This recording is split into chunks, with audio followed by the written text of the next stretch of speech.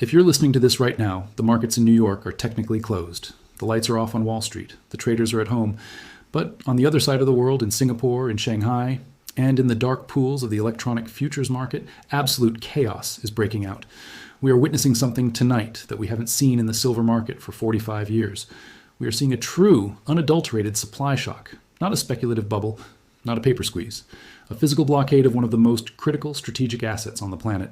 For the last 3 months, we've been warning you about a single date that has been hanging over this market like a guillotine, January 1st, 2026.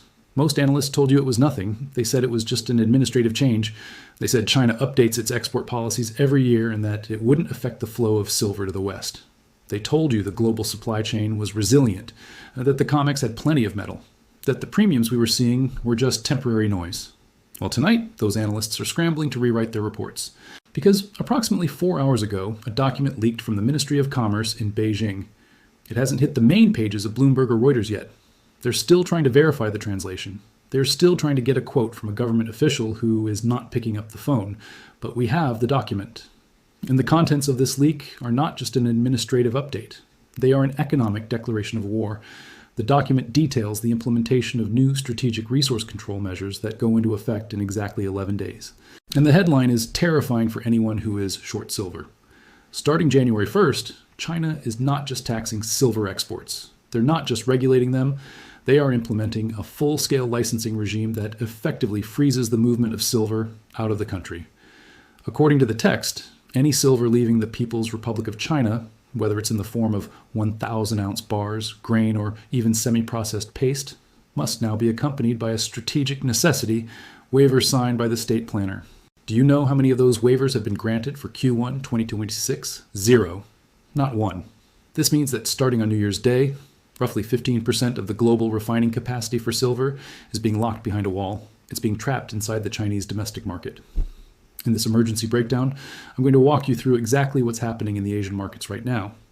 I'm going to explain why this export ban is the final nail in the coffin for the bullion banks, who are trapped in massive short positions. And I'm going to show you why the price you see on your screen, this $67 price, is an illusion that's about to be shattered. This is the story of the January 1st lockdown. And it starts with the panic we're seeing on the charts this very second. To understand the gravity of tonight, you have to understand the mechanism of the silver market. For the last 5 years, it's been a game of musical chairs played on a global scale. Since 2020, industrial demand for silver has skyrocketed. We all know the reasons. Solar panels, electric vehicles, 5G infrastructure, AI data centers. We've covered the math extensively. The world consumes more silver than it mines. That's a fact. It's indisputable. For 5 years, we've run a deficit. Every year, the miners pull about 840 million ounces out of the ground. And every year, the world uses 1 billion ounces or more. So where did the extra metal come from? How did the price stay at $25, then $30, then $40 for so long? Why didn't it explode years ago? The answer is the great west to east flow. Historically, the West held the inventory. London and New York were the vaults of the world. Billions of ounces of legacy silver sat in J.P. Morgan's vaults, in LBMA warehouses, left over from the days when silver was money. As the deficits mounted, we drained those vaults. We melted down the legacy bars. We shipped them to China to be turned into solar paste. We shipped them to India to be turned into jewelry. But about 6 months ago, something changed. The flow reversed. The West ran out of loose metal. The easy silver was gone. The registered inventories on the COMEX dropped to levels that were dangerously low. Suddenly, the bullion banks in the West, the ones who had sold billions of paper ounces to investors, found themselves in a trap. They needed physical metal to deliver against their contracts. But they didn't have it. So they did what desperate addicts do. They went to the dealer, they went to China. In October of this year, we received credible intelligence that major U.S. bullion banks, specifically J.P. Morgan, entered into massive leasing agreements with Chinese state banks like ICBC. The rumor was that they leased 4,000 metric tons of silver. That's nearly 130 million ounces. They borrowed this metal from China, shipped it to London and New York, and used it to calm the market. They used it to pretend that everything was fine. They used it to keep the price from going to $100 before the end of the year. But a lease is a loan, and loans have terms. And the most important term of that lease was the repayment date. The metal has to be returned. And here's where the January 1st lockdown turns a difficult situation into a fatal one. If China bans the export of silver on January 1st, that door slams shut. But it works both ways. It signals that China is hoarding. It signals that China views silver as a strategic asset that's too valuable to let leave the country. If JP Morgan and the other banks haven't already returned that 130 million ounces, they're in big trouble. But if they have returned it, it means the vaults in the West are empty again, and now they can't borrow anymore. The leak tonight confirms that China sees what's coming. They know the shortage is real. They know that the US dollar is weakening. They know that in a world of geopolitical tension, he who holds the gold and the silver makes the rules. By locking down exports, Beijing is effectively saying the era of cheap silver for the West is over. If you want our metal, you will have to come and build your factories here. You will have to manufacture your solar panels here. We are not going to feed your industry anymore. This is a resource nationalism move of the highest order. It's exactly what happened with rare earth minerals in 2010. It's exactly what happened with Russian gas in 2022, and the market knows it. Look at what's happening in the Asian pre-market trading right now. Usually Sunday nights are quiet. The spreads are wide, the volume is low. You might see a 10-cent move. Tonight, silver gapped up by $1.40 at the open. We closed Friday around $66.50. We opened tonight in Asia at $67.90. And as I speak, bids are hitting $68.10. That's a violent move. That's panic buying. Who's buying? It's not the retail investor in Ohio. It's not the stacker in Germany. They're asleep. The entities buying silver aggressively on a Sunday night in Singapore are the industrial users. It's the electronics manufacturers in Korea. It's the solar panel makers in Malaysia. It's the refining clients in Japan. They're reading this leaked document and they're realizing that their supply chain just got cut by 15%. They're realizing that come January 1st, they might not be able to get delivery. So they're front running the band. They're trying to secure every ounce of physical metal they can find before the window closes. They don't care about the price. At $68, silver is still cheap if the alternative is zero silver. If your factory shuts down because you don't have paste, you lose millions of dollars a day. Paying a few dollars more per ounce is a rounding error. This is the transition we've been waiting for. The transition from a speculative market to a scarcity market. In a speculative market, price matters. If the price gets too high, buyers walk away. In a scarcity market, price is irrelevant. Buyers buy because they must. And the leak of the January 1st lockdown is the signal that scarcity is here. Now, in a moment, we're going to examine the banking trap. Because there's another layer to this story. A layer that involves the banks themselves, and it explains why some banks positioned for this while others are about to be destroyed. The positioning data tells a shocking story, and it reveals who knew this was coming. Stay with me for part 2. We're going inside the CFTC reports. Welcome back. If you're just joining us, we've established that China is implementing a strategic resource lockdown on silver exports starting January 1st. 2026. The leaked document shows a licensing regime that effectively freezes 15% of global supply. In part 1, we covered the mechanism and the panic buying in Asia. In part 2, we need to talk about the banks. Because on Friday, we saw something in the CFTC bank participation report that now makes perfect sense. The US banks flipped, they went from short to long, and the timing wasn't coincidence. They knew this was coming. Let me show you the positioning and why it matters. On Friday, the CFTC released the bank participation report. This is the data that shows how US banks and foreign banks are positioned in the silver futures market. The numbers were shocking. US banks, the same banks that have been suppressing silver for decades, went net long. They stopped shorting. They switched sides. Their net long position is now approximately 15,000 contracts. That's 75 million ounces. They're betting on higher prices. But while US banks went long, foreign banks, non-US banks, increased their short position to over 40,000 contracts. That's 200 million ounces short. These foreign banks are now walking into a buzzsaw. Why did US banks flip? Did they know this leak was coming? Of course they did. JP Morgan has offices in Shanghai. It's likely they got wind of this policy change weeks ago. They saw the writing on the wall. They closed their shorts, went long, and got out of the way. And now they're perfectly positioned to profit from the very crisis they helped create by draining the Western vaults. They have deep connections with Chinese regulators. They knew this export ban was coming down the pipe. They knew that the January 1st lockdown was real. That's why they spent October, November, and December covering their shorts. That's why they stopped smashing the price. They knew that once this news hit the public, nothing would be able to stop the explosion. They positioned themselves to be on the right side of the trade. They got long because they knew the supply shock was guaranteed. But in doing so, they left someone else holding the bag. The foreign banks. European banks, Asian banks outside of China. These institutions are now trapped. They're short 200 million ounces. The price is gapping up. The supply from China is being cut off. And their biggest allies, the Americans, have abandoned them. What happens when a bank is trapped in a short squeeze of this magnitude? They panic. They have two choices. They can double down and try to short more, hoping to break the price. But how do you short a market that's driven by a physical shortage? You can print paper contracts, but you can't print silver bars. And industrial buyers don't want paper contracts. They want bars. Or they can cover. They can buy back their shorts. If they try to buy back 200 million ounces in a market where China has locked the door, where do they get the metal? They have to bid it up. They have to offer $70, then $75, then $80. They have to bid until someone is willing to sell. But who's selling? Are you selling? I doubt it. You know what's happening. Is Samsung selling? No, they just bought a mine to get more. Is China selling? No, they just banned exports. There are no sellers. This is the recipe for a super spike, a vertical move in price that defies all technical analysis. We're seeing the early tremors of it tonight, but the real earthquake starts when the Western markets fully digest this news. Tomorrow morning, when the sun rises over London and the traders at the LBMA walk onto their floor, they're going to be walking into a crime scene. The leak of the Chinese export ban has effectively turned every single short contract in existence into a toxic asset. At 3:00 a.m. New York time, the London market opens. This is the physical fix. This is where the big industrial users, the Teslas, the Samsungs, the Glencores, buy their actual metal. Usually this is a polite, orderly process. Tomorrow, it will be a riot. Because of the Sunday night gap we're seeing in Asia right now, with silver trading near $68, the London market is going to open in a state of immediate stress. The foreign banks we discussed, the ones holding that 200 million ounce short position, are going to receive margin call notifications before they even finish their coffee. Their risk managers are going to look at the screen. They're going to see the Chinese export ban. They're going to see the US banks sitting on long positions. And they're going to scream one word: cover. But here's the mechanics of a squeeze that most people don't understand. To cover a short position of that size, you can't just click buy.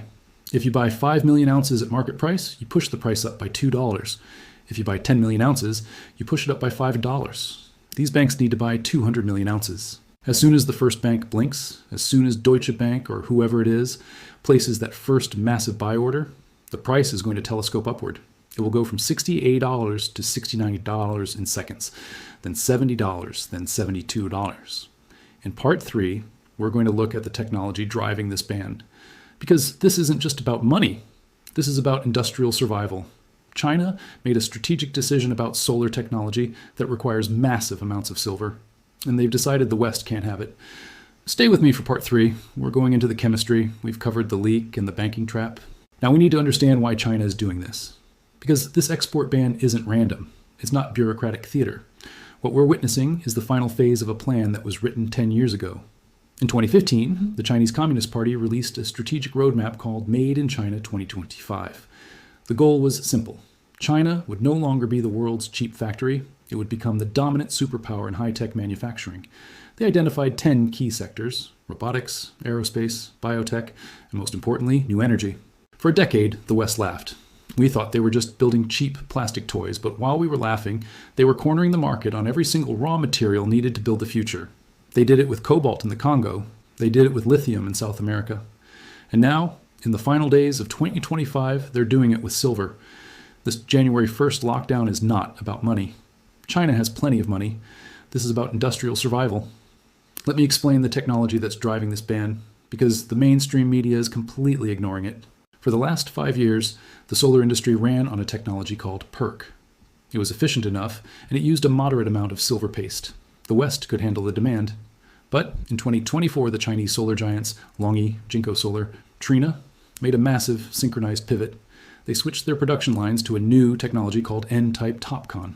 Why? Because N-type cells are roughly 5% more efficient. That sounds small. But in the energy world, 5% is the difference between profit and bankruptcy. But there's a fatal flaw in N-type technology. It's a silver vampire. An N-type solar cell consumes 30% to 50% more silver than the old PERC cells. It requires silver paste on both sides of the wafer, not just the front. When China switched their factories to N-type, they effectively increased their national silver consumption by 50 million ounces a year overnight. They looked at their internal stockpiles. They looked at the mines, and they did the math. They realized that if they continued to export silver to the West to help America and Europe build their solar panels, China would run out of metal for its own factories. So the strategic necessity waiver we saw in the leak tonight isn't just bureaucracy. It's a rationing mechanism. Beijing is saying we have enough silver for our N-type revolution. We do not have enough silver for yours. This is exactly what they did with rare earths in 2010. Do you remember that crisis? China controlled 97% of the rare earth market. In a dispute with Japan, they quietly halted exports. The price of dysprosium and neodymium went vertical. Japanese high-tech industry almost collapsed in weeks. The West screamed. We filed lawsuits at the WTO. We won the lawsuits 5 years later. By then, it didn't matter. The damage was done. The supply chains had already moved to China. They're running the same playbook with silver. The leak confirms that starting January 1st, 2026, Chinese smelters are prohibited from exporting silver bars unless they can prove the metal is surplus to domestic strategic requirements. Surplus? There is no surplus. They're running a deficit. This means the export number goes to zero. Now think about the Western banks. Think about JP Morgan. Think about the London Bullion Market Association. They've built a financial system that relies on the free flow of metal. They lease silver from China in the morning, sell it in London in the afternoon, and buy it back in New York at night.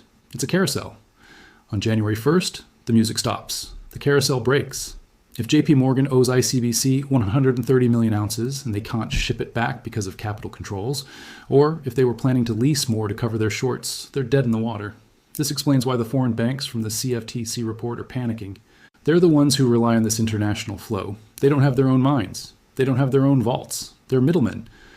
And in a resource war, the middleman is the first casualty. Let's do the math on the supply hole.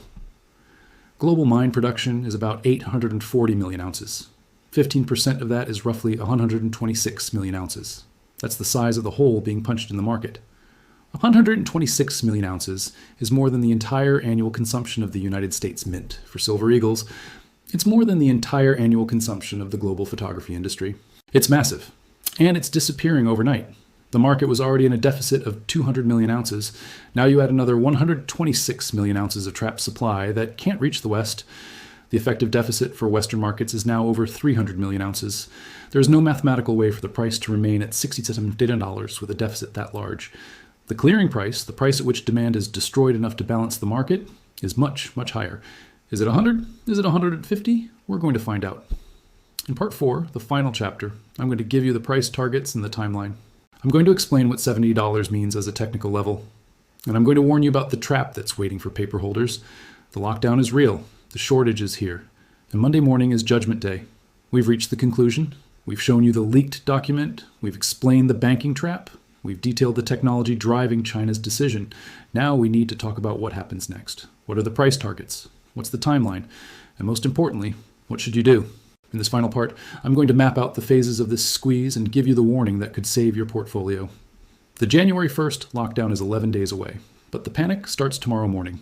Here's the timeline as I see it unfolding. Phase 1, the breach. This is Monday and Tuesday. The target is $70.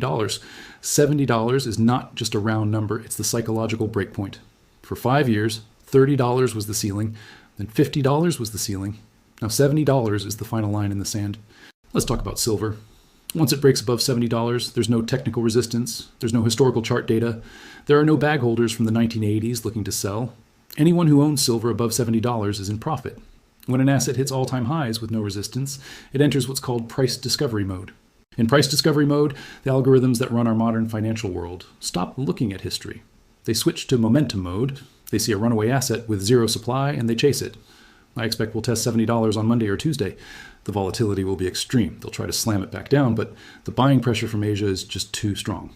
Once we close the daily candle above $70, the short squeeze officially begins. Then comes phase 2, the vacuum. This will be Wednesday through Friday of next week. The target is $85. Between 70 and 85, there's nothing but thin air. Foreign banks will be forced to liquidate other assets to meet margin calls. We could see this move happen in a single week. This is the panic phase. This is when the headlines start appearing. When CNBC can no longer ignore it, when Bloomberg runs emergency segments, the narrative will shift from China restricts exports to global silver crisis. This is when retail FOMO kicks in. This is when your uncle calls you asking how to buy silver. Phase 3 is the target. This will be late December through early January. The target is $100. $100 is the mathematical level where the shortage starts to destroy demand. At $100, maybe Apple decides to recycle old iPhones more aggressively. At $100, maybe some marginal mines in Peru come back online. But until we hit triple digits, the supply destruction from the Chinese ban cannot be fixed. This is the climax. This is where fortunes are made and lost in hours. But I have to give you a very serious warning. While the price is going to the moon, the market itself might break. If you own physical silver, in your hand, you're safe. You have the asset, you're protected. But if you own paper silver, an unallocated account, futures contracts, or certain ETFs, you're walking into a trap called force majeure. Every futures contract has a clause in the fine print. It says that if the exchange determines that delivery is impossible due to circumstances beyond their control, they can settle the contract in cash. Imagine this scenario. Silver hits $100. You're cheering, you think you've made a fortune. But the COMEX declares force majeure because they can't get metal from China. They close your contract and send you a check for the settlement price. But what is that settlement price? Is it $100? Or do they halt trading at $75 and settle you there? Even if they give you $100 cash, try taking that and buying an ounce of physical silver. Premiums on physical coins will be 50%, maybe even 100%. Dealers will be sold out. Websites will be crashed. So you will have a pile of fiat currency that's rapidly losing value, and you'll have zero silver. This is why the January 1st lockdown is so critical. It separates the real market from the fake market. The Chinese know this. That's why they're banning exports. They don't want paper profits. They want the metal. The US banks know this. That's why they went net long. They want to be on the receiving end of physical delivery. The only people who don't know this are the retail investors still playing in the casino. This is exactly what happened to nickel in March 2022. Remember the nickel squeeze?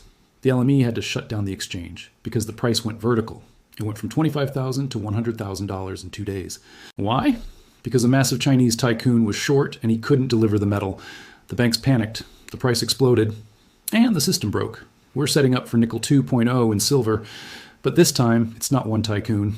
It's the entire Western banking system, minus the Americans. And the asset isn't nickel. It's the most strategic metal in the entire electronics industry. So here's my final verdict for Sunday, December 21st, 2025. The leak is real. The export ban is coming. The supply chain is broken. The foreign banks are trapped. We are about to witness the greatest wealth transfer in the history of commodities. It's flowing from those who hold paper promises to those who hold physical reality. If you've been waiting to buy, you're out of time. The window closes tomorrow morning. If you're thinking of selling, you're insane. You're selling a winning lottery ticket before the drawing. This is not a drill. This is the end of the suppression. This is the beginning of price discovery. The rules of the game have changed. For decades, the silver market was defined by liquidity. You could always get metal. You could lease it, borrow it, or buy it. The price might fluctuate, but availability was never in question. Starting January 1st, availability is the only question. The liquidity is drying up. The world is breaking into fragmented blocks. The Chinese block has silver, the Western block needs silver, and the bridge between them is burning down. If you hold physical silver in your possession, you're holding a ticket to the lifeboat.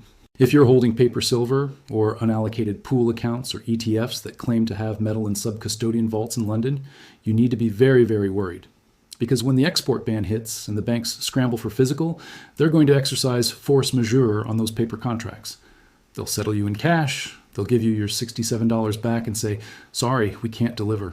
Meanwhile, the real metal will be trading at $100 on the black market. This is the divergence, the split between the fake price and the real price, and it's starting tonight. Watch the open, watch $70, and hold on tight. The January 1st lockdown has begun. The Chinese just seized control of 15% of global silver supply. And the West is about to learn what resource nationalism looks like when you don't control the resources. This is the end of the manipulation. This is the beginning of scarcity pricing. Like the video and subscribe to the channel so you don't miss any new updates. Thanks, and see you next time.